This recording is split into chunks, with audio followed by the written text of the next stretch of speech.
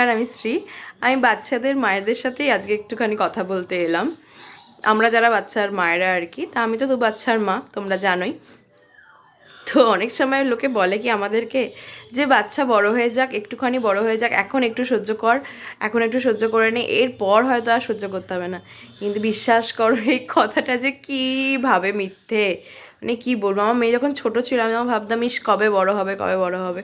এখন ভাবছি, এখন মেয়ের 7 বছর বয়স, এখন আমি ভাবছি উফ, ছোটো ছিল অনেক ভালো ছিল, এত ট্যান্ট্রাম ছিল না, আমি এটা পরবো না, আমি এটা খাবো না, আমি ওখানে যাব না, আমি এই করব না, আমি এই জামা পরবো না। উড়ি বাপরে বাপ, আমার মাথা খারাপ হয়ে যাচ্ছে একেবারে।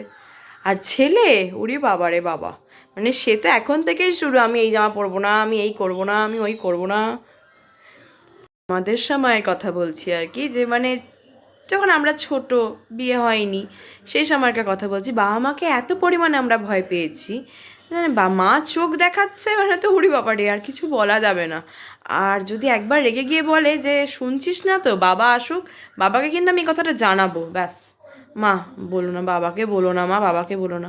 আর এখনকার ছেলে মেয়ে বাবা মা কাউকেই ভয় পায় না, জানে যে কিভাবে হ্যান্ডেল করতে হবে, খুব ভালো করে ওরা জানে।